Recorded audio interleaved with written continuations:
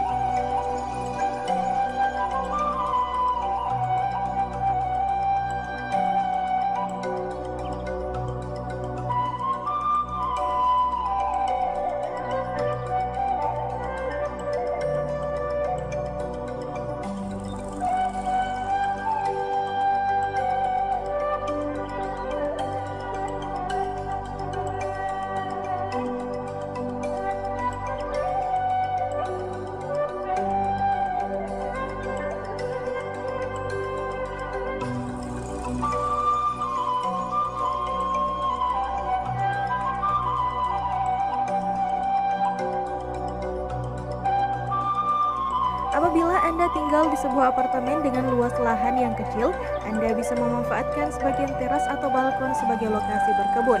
Pasalnya, teras atau balkon merupakan satu-satunya ruangan yang biasanya mendapatkan cukup cahaya matahari. Namun, jika Anda masih merasa kesulitan untuk mendapatkan inspirasi untuk lokasi berkebun, Anda bisa mencarinya melalui internet atau media sosial. Di sana tersedia banyak inspirasi terkait ide-ide lokasi berkebun dan lain sebagainya yang bisa Anda gunakan. Yang kedua, mencari jenis tanaman yang sesuai dengan lahan.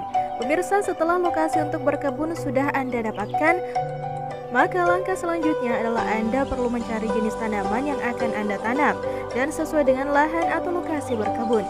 Anda bisa mencarinya secara offline dengan datang langsung ke toko tanaman atau online melalui e-commerce yang menjual benih dan peralatan berkebun yang lengkap.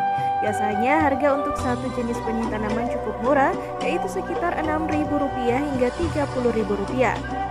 Mahal murahnya benih tergantung dengan jenis tanaman yang akan Anda pilih. Apabila Anda berencana untuk menanam tumbuhan yang jarang ditemukan dan proses perawatannya yang rumit, maka harga beli benih pun biasanya cenderung mahal. Namun hal tersebut bukan hal utama yang harus Anda perhatikan.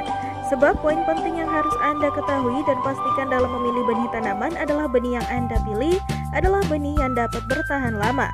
Maksudnya adalah benih tersebut mampu disimpan untuk jangka waktu yang lama dan masih berkualitas bagus, atau dapat ditanam kembali dengan cara mendaur ulang tamannya kembali, seperti misalnya tanaman seledri, bawang hijau, nanas, dan lain sebagainya.